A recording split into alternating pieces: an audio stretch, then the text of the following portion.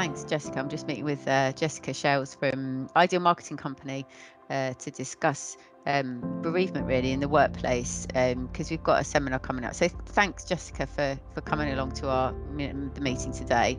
I really appreciate it. And, I suppose to start off, do you want to just introduce yourself and give me a bit of background into you and your role at the Ideal Marketing Company and what you do? Yeah.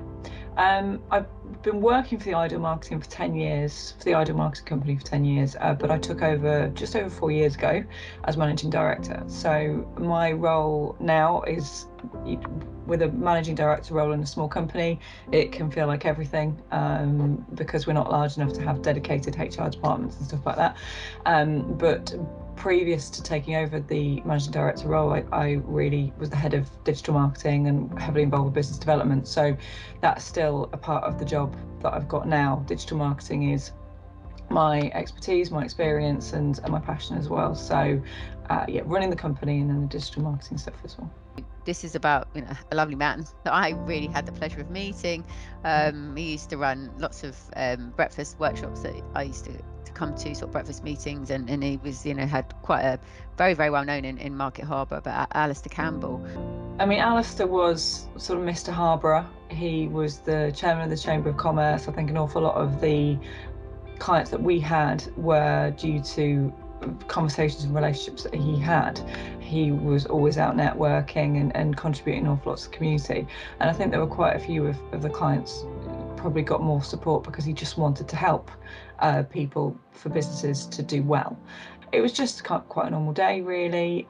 It was in June, and so we hadn't seen him, but he'd come in kind of a flurry because he'd already got so much to do because of being in because the conversations that he'd had in networking, whatever else, and we were going to go into a meeting. So he sat down at his office, and down at his chair, and everyone was chatting and a little bit of a catch up.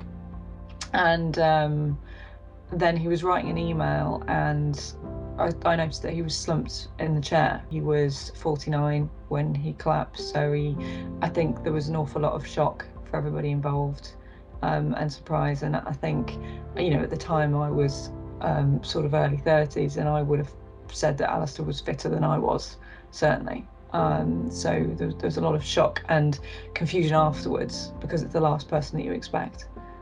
I think if you saw a film of what happened, you'd think, oh, I'd want to go home. I wouldn't want to be there. And nobody did. Nobody went home, I don't think, or from my memory. Although your memory of these things change, of what happened actually changes. I went round to see my mum, who lived really locally, and I talked to her. But I think for me anyway, speaking for why I didn't want to go home, I didn't necessarily want to be alone, to be confronted with the feelings. I wanted to be able to do something. We were still in limbo because we didn't know how he was. We didn't know that he wasn't coming back. And I think we all wanted to do what we could do to support him, his family, the company. And it was a bit easier to just stay there and carry on work. I mean, considering it happened quite early in the morning, we just stayed and we did what we could do, which was kind of a surprise. I think like I said, my perception, if I'd have watched it as a film, would have been different. I would have imagined you would want to go home. But what did help was that there was an interim MD in place, and they really helped to be the person that we go to if we weren't sure about decision-making things. So even though there was a senior team, there were people who were who'd been there a while. I think we needed, decision-making is kind of hard when you're going through a lot of personally, emotionally, or grieving. So I was quite grateful to not have to try and make decisions that I'd never made before or take on responsibility. So an interim MD was really helpful for a period. So how do you think the experience has changed your outlook on this kind of situation happening it at work? Do you plan a bit more for it, and have you got sort of policies and strategies in place to cope? And Yeah. Do you think it would be helpful to have prior plans and have that conversation earlier on to support teams? Yeah, I mean, I think this is the idea of exit ready, and it doesn't need to be, or making your business exit ready. It doesn't need to be for anything as, as what's the word? kind of as negative as, you know, as what happened to Alistair. Being exit ready just makes the company structured, just able to run better. So, you know, whatever your motivation is, and it might be that maybe somebody needs to exit for a health concern that they are going to return from. If you make it so that you can exit, it also means that you can come back and there's still a company to come back to. So it has changed how we do things. There are a lot of processes and systems, standard operating procedures, things like that. And I suppose the other way that my outlook has changed is to just recognise how short life is.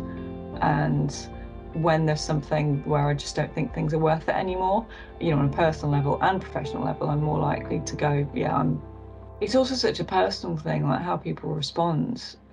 You've got no idea what somebody's going through individually. We encouraged everybody to get to talk to, and gave them kind of lines of what people to talk to.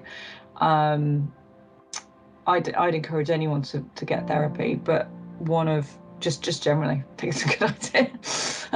But now we have Vitality in place, which has a mental health module. The thing that really made me do it was we're a permanently remote company now, so it was important for me to make people feel like we're doing what we can do to support their health and well-being, even though we're not in the same room together.